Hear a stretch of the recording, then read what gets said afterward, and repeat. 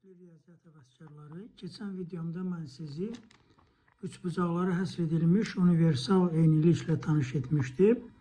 Bu eyniliyi ilk dəfə mən tapmışam uzun illər bundan qabaq. Və o eyniliyin köməkliyi ilə məşhur rasional üçbucaqlar problemini həll etmişdim. Deməli, indi isə sizə ABC hipotezi adlanan, yani ABC fərziyəsi adlanan məşhurdan da məşhur bir hipotezi hakkında, onun doğru olduğunu ispat etməyim hakkında materyallarla sizi tanış edeceğim. ABC hipotezi o deməkdir ki, bu hipotez eğer ispat olunarsa, riyaziyyatda ədədlər nəzəriyyəsi adlanan hissəsində riyaziyyatın ədədlər nəzəriyyəsinə aid külli miqdarda məşhur problemlər öz həllini tapacaq. Buna görə sadəcə olaraq bir şey də sizə nəzərinizə çatdırmaq istəyirəm. Uzun illərdir beynəlxalq səviyyədə riyaziyyatçılar demək olar ki, yoxa çıxıb, barmaqla saymaq olar riyaziyyatçıları. Bunu bir dəfə mən demişdim əvvəllər. Sadəcə olaraq, məsələn, məşhur Fermat teoremi var.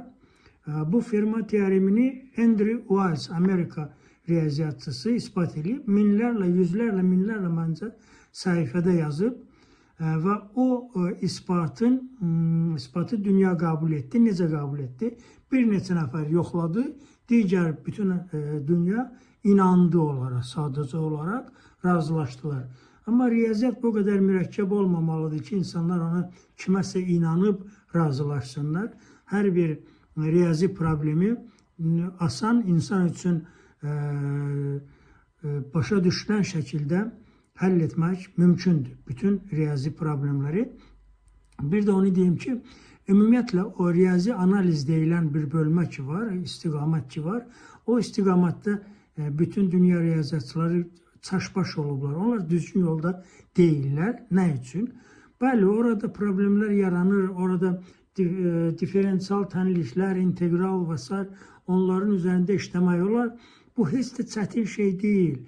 Onu sadəcə olaraq çətinləşdirib insanların nəzərinə çatdırırlar və problem orada ondan ibarətdir ki, ümumiyyətlə unutmayaq ki, riyaziyyat dəqiq və çox asanlıqla başa düşülən bir elmdir. İndi keçək bu əsas məsələyə, bu videonun nə məqsədi ilə mən yazdım bugün. Deməli, söhbət nədən gedir? ABC hipoteza. Bunun həm də İngilis versiyasını mən sizə nəzərinizə çatdıracağım. Bax, belə bu ABC konjunktura. İngilis dilini bilmirəm, ona görə mən sadəcə olaraq onu kompüterin köməkliyi ilə tərcümə eləmişəm. Burada var. Müasir texnologiyalar buna bizə imkan verir ki, istənilən dilə, istənilən məqaləni tərcümə edək. Sadəcə olaraq müəyyən korrektirovka eləmək lazım gəlir. Çünki dili kompüter nə qədər də dəqiq tərcümə eləsə, problemlər olur orada. Bu ABC hipotezi ondan ibarətdir ki, bu hipotez həll olunan kimi məşhur Fermat teoremi də həll olunur. Hansı ki, mən demişdim, Andrew Wiles, Amerika riyaziyyatçısı güya onu həll edib. Andrew Wiles'ın səhvi nədən ibarətdir? Mən onu qısa formada sizin nəzərinizə çatdırmaq istəyirəm.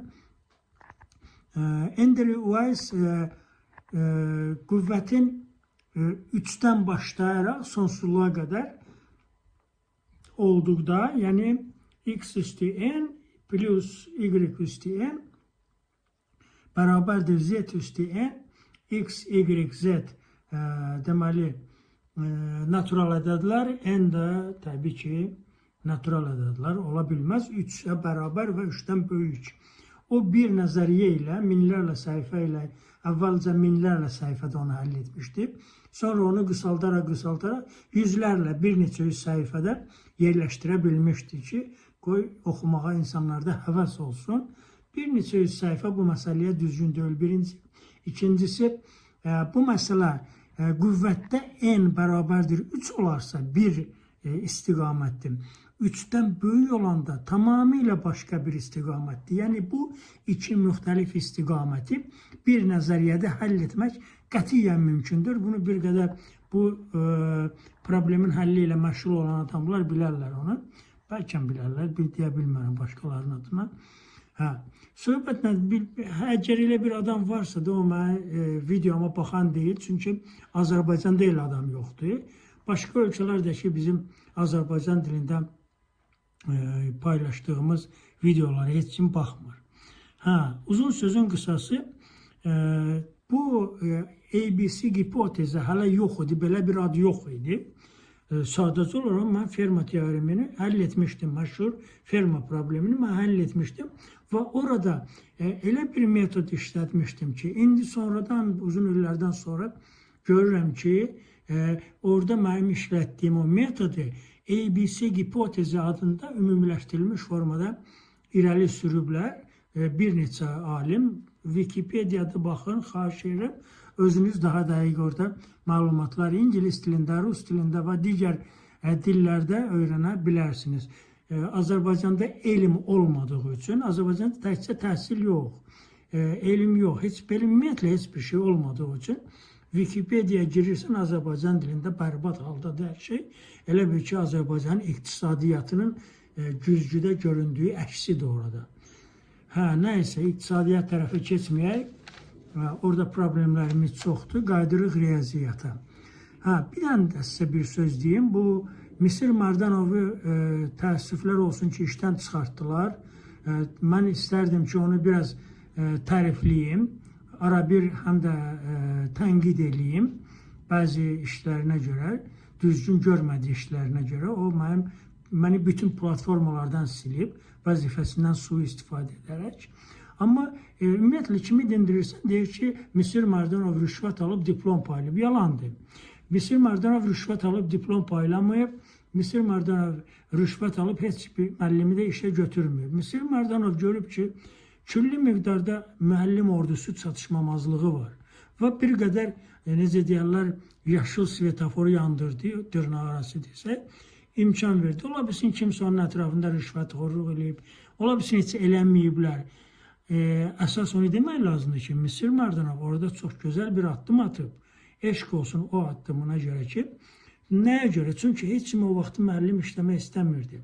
Amma o maraq yarada bildi ki, üzr istəyirəm, insanlarda maraq yarada bildi ki, gəlin müəllim işləyin, onsuz da sizdən heç bir şey tələb olunmur. Və nəticədə böyük bir müəllim ordusu yaratdı o.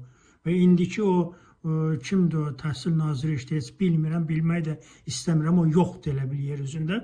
Bu, Misir Mardanovun işə qəbul elədiyi vətəndaşlarımızı o vaxtı fədakar insanlar gəldilər müəllim işləməyə. Çünki müəllimin maaşı ilə heç bir həftə yaşamaq olmazdı. Sağ olsun Misir Mardanov o addımına görə.